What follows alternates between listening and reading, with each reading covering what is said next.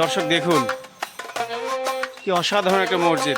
এই সেই কবর যা কিনা 500 বছর পূর্বের, এবং 500 বছর পূর্বেই কিন্তু এই কবরগুলোয় কারুকাজ করা হয়েছিল। সেই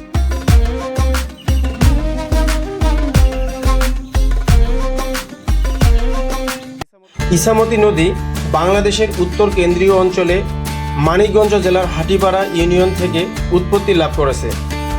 এটি ঢাকা জেলার নবাবগঞ্জ উপজেলার মধ্য দিয়ে প্রবাহিত হয়ে মুন্সিগঞ্জ জেলার লৌহজং উপজেলায় পদ্মা নদীতে মিলিত হয়েছে।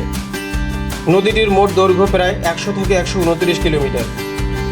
নদীটি অত্যন্ত বাঁকানো ও সর্পিল প্রকৃতির, যা এর প্রাকৃতিক সৌন্দর্য বৃদ্ধি করেছে।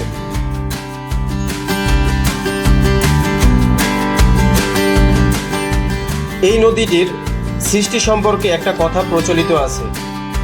মুঘল আমলে ইসলাম খাঁর নির্দেশে ঈশা খাঁ কর্তৃক খননকৃত একটি খাল, যা পরবর্তীতে ইছামতি নদীতে রূপ নেয়। এই খালটি ঢাকা থেকে মুর্শিদাবাদ পর্যন্ত যাতায়াতের সুবিধার্থে তৈরি করা হয়েছিল। বন্ধুরা, এই নদীর তীরে আগলা, তীর্থঘাট, শোলপুর, বরুণীঘাট ও যোগিনীঘাট নামে 5টি প্রাচীন তীর্থস্থান রয়েছে, যা স্থানীয়ভাবে পঞ্চতীর্থ ঘাট নামে পরিচিত।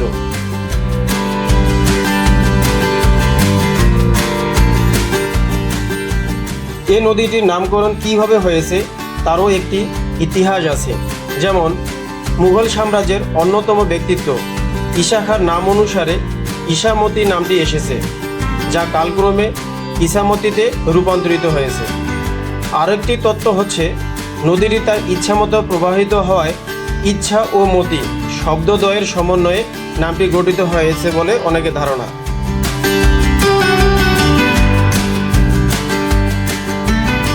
তবে যেভাবেই নামটি আসুক, অর্থনৈতিকভাবে এই নদীর গুরুত্ব তৎকালীন সময়ে যথেষ্ট ছিল। আর এই নদীকে কেন্দ্র করে নবাবগঞ্জ উপজেলার অর্থনীতি একসময় বিস্তার লাভ করেছিল, যা কোলাকোপায় আসলে এ সম্পর্কে বিস্তারিত জানা যায়। বন্ধুরা, এই নদী সম্পর্কে কেন বিস্তারিত তথ্য উপস্থাপন করলাম তার কারণ হচ্ছে, আমি যে জমিদার বাড়ি সম্পর্কে আলোচনা করব তা এই নদীর কোল ঘেঁষে অবস্থিত। এখন মূল আকর্ষণে যাব, আর তা হলো বক্তারপুর জমিদার বাড়ি, বা স্থানীয়দের ভাষায় সাপ বাড়ি। এ বাড়িটিতে যাওয়ার আগে আমাকে বান্দুরা বাজার যেতে হবে, সেখান থেকে বারুয়াখালী বাজার, তারপর সেখান থেকে একটু গেলেই জমিদার বাড়ি। আসলে মুখে যত তাড়াতাড়ি বলা গেল, দূরত্বটা কিন্তু কম না।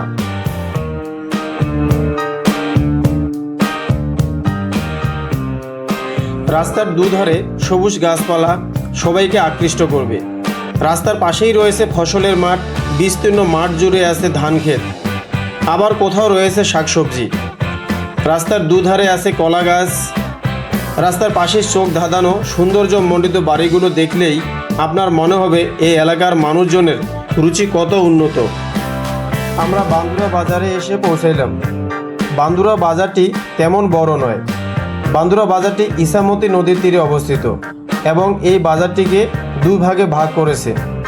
প্রথম অংশকে বলে পুরাতন বান্দুরা, আর অন্য অংশকে বলে নতুন বান্দুরা।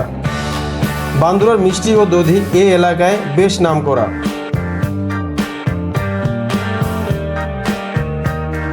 আজ বেশ গরম পড়তেছে, সূর্য তির্যকভাবে আলো ছড়াচ্ছে। তাই আমরা পুরাতন বান্দুরায় গিয়ে একটা পুরনো বটগাছের তলায় বিশ্রাম নিলাম। গাছটির বয়স নাকি 100 বছর। অবশ্য দেখলেই তা বোঝা যায়, তার ডালপালাগুলো দূর দূরান্তে ছড়িয়ে ছিটিয়ে আছে।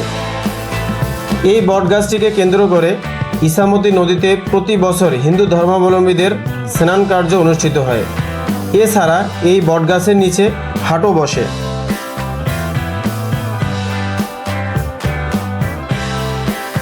আমরা বান্দুরা বাজার থেকে সিএনজিতে উঠে বারুয়াখালী বাজারের উদ্দেশ্যে রওনা দিলাম। কিছুক্ষণ পর আমরা বারুয়াখালী বাজারে এসে পৌঁছাইলাম। আমরা বারুয়াখালী বাজারে নেমেই একটা প্রাচীনকালের ঐতিহ্য খুঁজে পেলাম, আর তা হলো পালকি। এই জায়গাটিতেই আবার হাটও বসে। আমরা বারুয়াখালী বাজারে কিছুক্ষণ থাকার পর রওনা দিলাম জমিদার বাড়ির উদ্দেশ্যে। বারুয়াখালী বাজার পার হতে আবার দেখা মিলল ইছামতি নদীর। আসলে এই নদীকে কেন্দ্র করেই মূলত বাজারগুলো তৈরি হয়েছে। এখন জমিদার বাড়িতে যাব। মাঝে আমরা ইছামতি নদী পাইলাম। এখন বর্তমানে যেখানে দাঁড়িয়ে আছি এটা ইছামতি নদীর উপরে একটা ব্রিজ। আমরা এই ব্রিজ পার হয়েই কাছেই নাকি আপনার জমিদার বাড়ি, আমরা সেখানে যাব।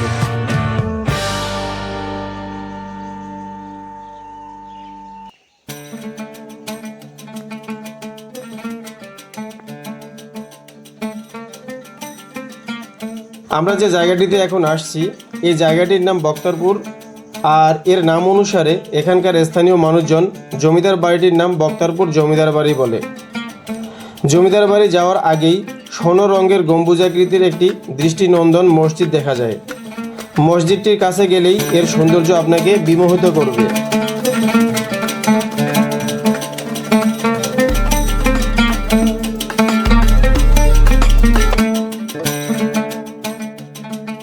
বক্তারপুর জমিদার বাড়ি বা সাপ বাড়ি, জমিদার বাড়ি যেটাই বলি না কেন দুটি একই। এই জমিদার বাড়ির সামনে একটি দৃষ্টিনন্দন মসজিদ আছে। মসজিদটির সামনে একটি কবরস্থান এবং কবরস্থানের সামনে একটি সুবিশাল মাঠ আছে। দক্ষিণে আছে একটি সুপ্রশস্ত পুকুর। ধারণা করা হয় এটি নির্মাণ হয়েছে জমিদার বাড়ির নির্মাণের সমসাময়িক সময়ে। তবে স্থানীয়দের দাবি এটির বয়স 500 বছরের পুরনো। মসজিদটির প্রধান গেটের দেয়ালে একটি ফার্সি ভাষায় লেখা ফলক আছে, তবে সেখানে নির্মাণকাল দেওয়া হয় নাই, তাই সঠিক সময়টা বোঝা যাচ্ছে না। মসজিদের রয়েছে 3টি গম্বুজ। মসজিদটির নির্মাণশৈলী দেখতে অনেকটা লালবাগ কেল্লার মসজিদটির মতো, তাই বলা যায় এটি মোগল আমলের। মসজিদটির সামনে যে কবরস্থানটি আছে সেটি জমিদারের পারিবারিক কবরস্থান। এই কবরস্থানটির কবরগুলোর চার দেয়ালে মূল্যবান কাজ দিয়ে তৈরি এবং নকশাগুলো দেখতে অসাধারণ।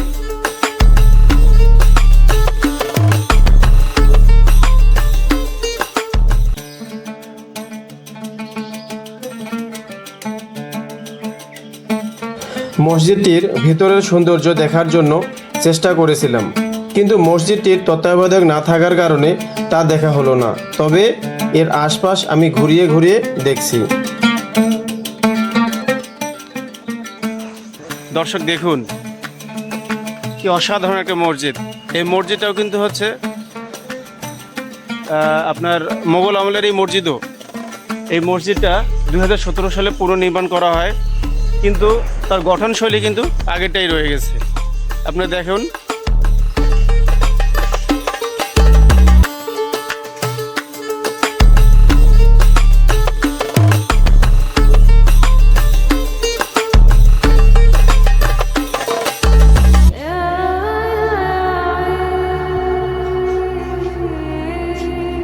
আসসালামু আলাইকুম।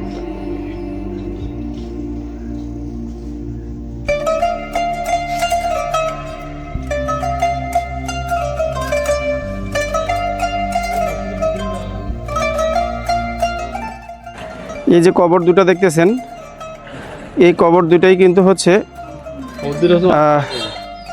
জমিদারদের কবর, এবং এই কবরের গায়ে যে নকশাগুলো দেখতেছেন সেটা ওই সময়ের প্রাচীন নকশাগুলো। আরও একটু যদি জুম করে দেখি তাহলে এমনটা দেখাবে। এই যে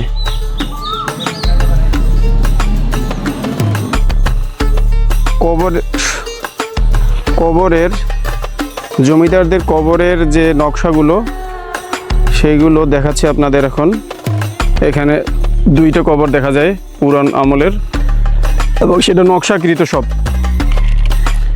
এবং নকশাগুলো আপনার ওটাকে মোজাইক পাথর দিয়ে তৈরি করা, অনেকটাই সেরকমই ওই সময় যে পাথরগুলো ব্যবহার করা হতো সেগুলো দিয়ে।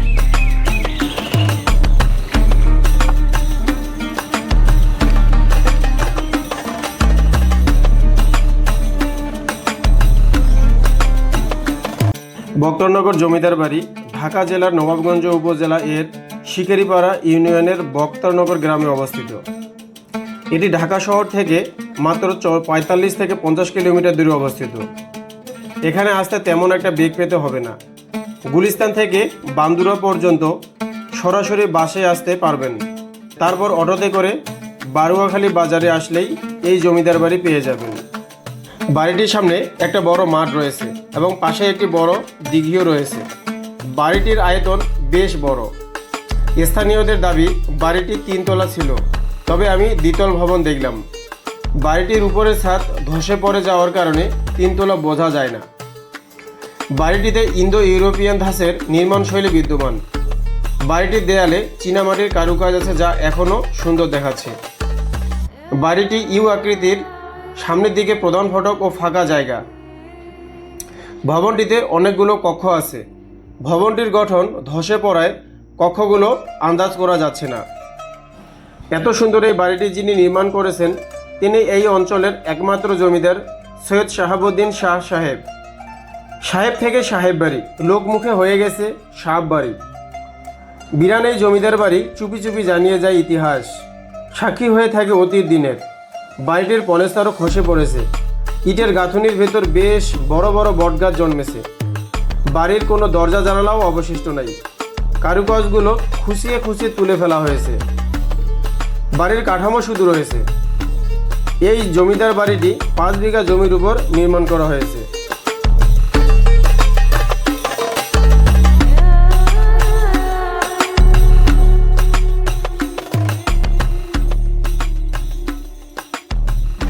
বাড়িটি অরক্ষিত থাকার কারণে প্রচুর গাছ জন্মেছে এবং ধ্বংস হচ্ছে। তবে শোনা যায় যে এখানে একজন বাড়িটি পাহারা দিতেন। বাড়িটির ভিতরের আসবাবপত্রের কিছু এখনও আছে, যা বাড়িটির সামনের একটি আধা পাকা বাড়িতে সংরক্ষিত আছে। এই বাড়িটির মালিকগণ অর্থাৎ জমিদারের বংশধররা এখনও বেঁচে আছে। তারা ঢাকায় বসবাস করছেন এবং মাঝে মাঝে এই বাড়িতে ঘুরতে আসেন। বাড়িটি যদি পাখির চোখে দেখেন তাহলে কেমন লাগছে? নিশ্চয়ই ভালো লাগছে। ভাবুন তো একবার, বাড়িটিতে যখন জমিদারি চলতো তখন কত মানুষের বসবাস ছিল।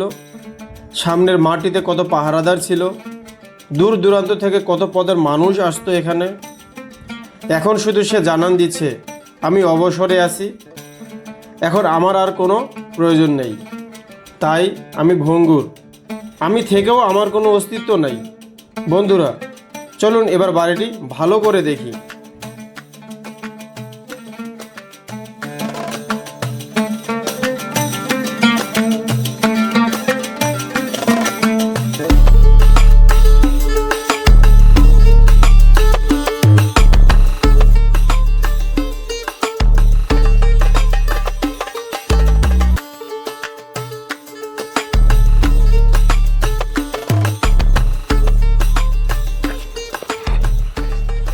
এটাই সেই জমিদার বাড়ি।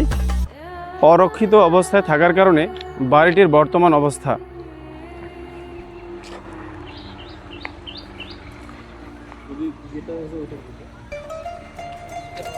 এককালে এই বাড়িতে কত না অনুষ্ঠান হতো, কত মানুষজনের বসবাস থাকতো। আজকে সেই বাড়িতে কেউ নাই। শুধু বাড়িটি একটা বিরান ভূমিতে পরিণত হয়ে গেছে।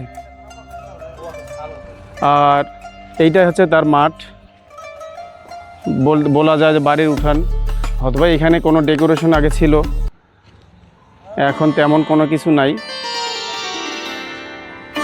আমরা এখন বাড়িটার ভিতরে গিয়ে প্রবেশ করে দেখব বাড়িটির নকশা তৎকালীন সময়ে কেমন ছিল।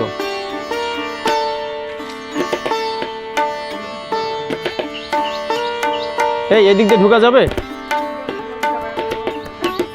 আর কোন দিক দিয়ে যায়? আসো এদিক দিয়ে যাই। এই যে হচ্ছে বাড়ি। ছাদটাও নষ্ট হয়ে গেছে, উপরের এই ছাদ।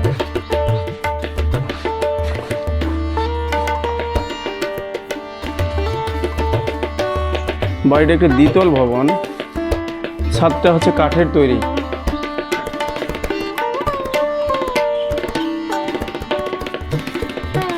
চলি, এটা একটা রুম।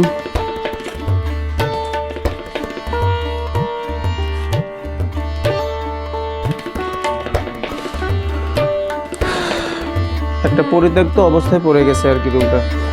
এটা অবশিষ্টাংশ একটা পরিত্যক্ত, কোনো কিছু নাই এই জায়গায়, সাথে কোনো কিছু নেই। চুন সুরকি দিয়ে তৈরি ভবন। আর এটা হচ্ছে দোতলাতে উঠা যায় না, তাই না? ভাঙ্গা না, রিস্ক হয়ে যাবে।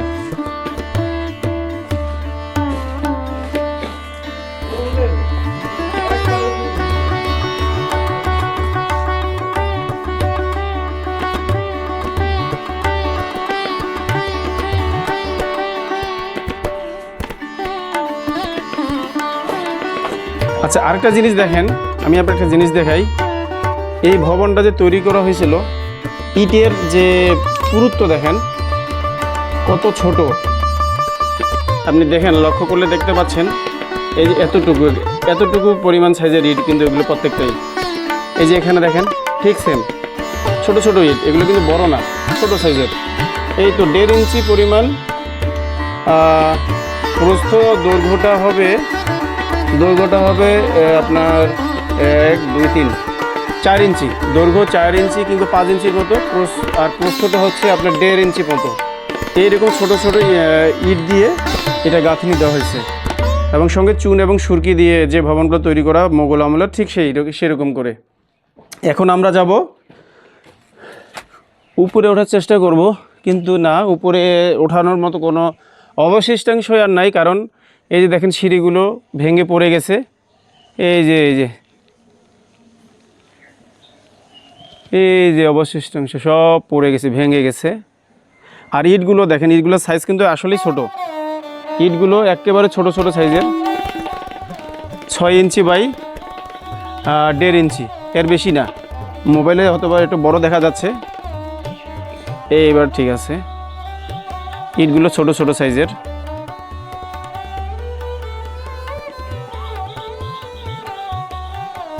আর ভবনটা হচ্ছে এইটাই হচ্ছে তোমার সামনের দিকের অংশ।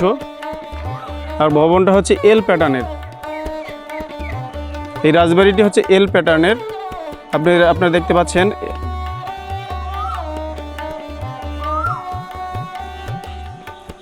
এই দিকে ওঠা যায়। এই আসেন, এবার আমরা একটু উপরে উঠে দেখবো। একটা জায়গা পেয়েছি উপরে ওঠার, যদিও একটু জায়গাটা সাপত সংকুল মনে হচ্ছে, যেহেতু আসছি একটু দেখাই। ও না, উপরে ওঠা সম্ভব হবে না, কারণ এই বরাবর এটা ভাঙ্গা, উপরে উঠলে আবার বিপদ ঘটতে পারে, তাই অতটা রিস্ক নেওয়া যাবে না। এখান থেকে ভিডিওটা ইনশাল্লাহ ভালো দেখাচ্ছে। এটা ছাদ, আর এটা নিচের অংশ, এটা নিচতলা।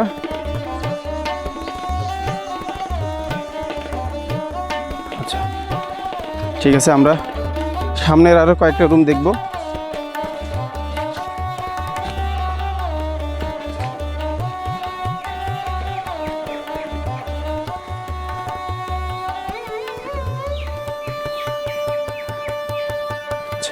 আচ্ছা, ওখানকার ইটগুলো কিন্তু ছোট ছোট ছিল, আবার এখানকার ইটগুলো কিন্তু সাইজে বড়। এটা 10 inch by 2 inch, 10 inch by 2 ইঞ্চি সাইজের এই ইটগুলো এখান দিয়ে গাঁথনি করা আছে। এটা হচ্ছে ফ্রন্ট মেইন গেট সম্ভবত। আর ভিতরের ইটগুলো কিন্তু ছোট সাইজের। আমি এর আগে যে ভবনগুলো দেখলাম সেখানকার ইটগুলো কিন্তু বড় সাইজের ছিল, কিন্তু এখানকার ইটটা আমি দেখতেছি আরও ছোট।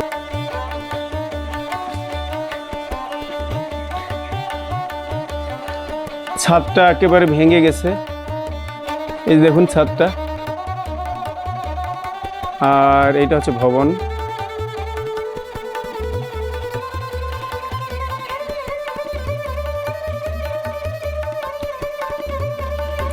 আমি যদি এবার ভবনের পিছন সাইডটাতে যাই, তাহলে এটা হচ্ছে প্রাচীর। এই যে এটা দেখতে পাচ্ছেন, এটা কিন্তু প্রাচীর। প্রাচীরটাও ঠিক একই রকম ইট দিয়ে গাঁথনি আছে। প্রাচীরটাও অনেক বড়োভাবেই তৈরি করা হয়েছে। আর এইটা হচ্ছে ভবনের পিছন সাইডটা। এগুলো যদি সংরক্ষণ করা যায় তো হয়তোবা আজকে ওই ভবনটি ভালোই থাকতো। সংরক্ষণ করা যায়নি বলে ভবনটির এই অবস্থা, জীর্ণ শীর্ণ অবস্থায় পড়ে রয়েছে ভবনটি।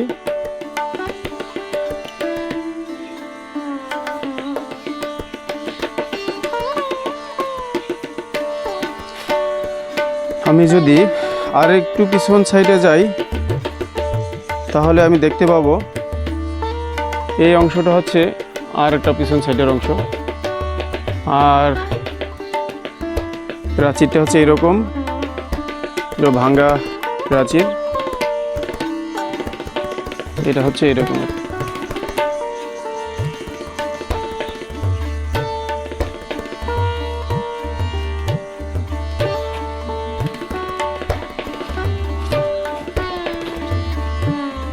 এবার আমরা সামনের দিকে যাব।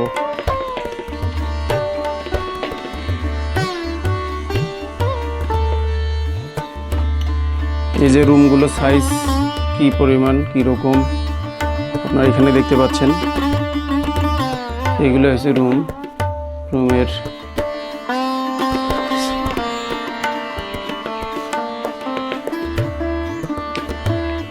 এগুলো রুম।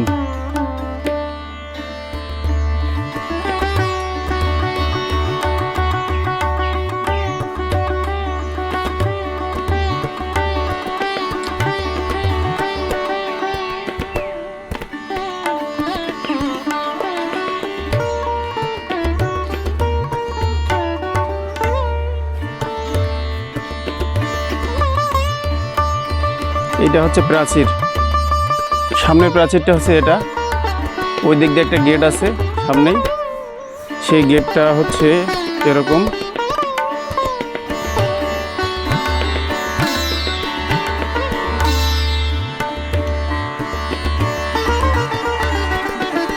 এই যে এটা একটা গেট, এটা প্রাচীর। এইটা হচ্ছে আপনার পিছন সাইড। আর একটা ভবনের ঠিক উত্তর সাইডের শেষ সীমানা হচ্ছে এটা। এই এলাকায় জন্ম এবং বেড়ে ওঠা এমন একজন মিস্টার আসলাম এই বাড়ি সম্পর্কে তার জানা কিছু ইতিহাস বলবেন। বড় ভাই, আপনার নাম কি? আমার নাম মোহাম্মদ আসলাম। মোহাম্মদ আসলাম ভাই, আপনার বাসা তো এখানেই? হ্যাঁ, আমাদের পিছনের বাড়ি আমাদের। ও, একটু বলবেন এই জমিদার বাড়ির যে মালিক ওনার নামটা কি? ওনার নামই তো সৈয়দ শাহাবুদ্দিন সাহেব। সৈয়দ শাহাবুদ্দিন সাহেব। ওনার আমলেই এই বাড়ির নির্মাণ হয় এবং উনি এই বাড়ির মালিক এবং জমিদার ছিলেন উনি। এবং ওনার বাড়ির পাশে যে মসজিদ, ওই মসজিদে একটা আরবিতে ফলক লেখা আছে, ওখানেও কিছু থাকতে পারে, কিন্তু আরবি তো আমি পড়তে পারি না, তাই এটা সম্পর্কে আর তেমন কোনো ধারণাও নাই। তবে মনে হচ্ছিল এই বড় ভাই বলতেছে যে বাড়িটা অনেক পুরনো। তাও কতদিন হবে? তাও 1200-1300 বছর আগে। 12 থেকে 1300 বছর। আচ্ছা, সেটা তো অনেক পুরনো। তাহলে আমার কাছেও মনে হচ্ছিল বাড়িটার যে ইটের গাঁথুনিটা এবং ইটের সাইজটা, এটা অনেক আগের। কারণ আমি এর আগে যে ভবনগুলো দেখে আসছি, কোলাকোপা যে ভবনগুলো দেখছি, ওগুলো ইটের সাইজ কিন্তু বড়, 10 ইঞ্চি বাই ওটা মনে হয় 4 ইঞ্চি ছিল। আর এখানকার যে ইটগুলো 6 ইঞ্চি, কতগুলো 6 ইঞ্চি বাই 1.5 ইঞ্চি, আবার কতগুলো ছিল 10 ইঞ্চি বাই 2 ইঞ্চি। তাহলে এই ইটের সাইজগুলো দেখে বোঝা যায় এটা আরও বেশি পুরনো। মুসলমান জমিদার ছিল, বুঝছেন? মুসলিম দর্শক, এখানেও কিছু একটা জানা গেল যে বাড়িটি আপনারা এতক্ষণ দেখলেন, এই বাড়িটি আপনার এনার কথা অনুযায়ী 12 থেকে 1300 বছর হোক সেটা, তবে আমার কাছে বাড়িটি অনেক পুরনোই লাগছে। বাড়ির যে প্রাচীর, ইট, কারুকাজ আমার কাছে অনেক প্রাচীন লাগছে। এখন এই বর্তমানে এই বাড়ির যে মালিক, তারা এখন ঢাকায় থাকে সবাই। বাড়িটির সামনে বিশাল পুকুরটি আগের মতো আর পানি থাকে না। বিশাল মাঠটিতেও চলাফেরার কোনো অসুবিধা নেই।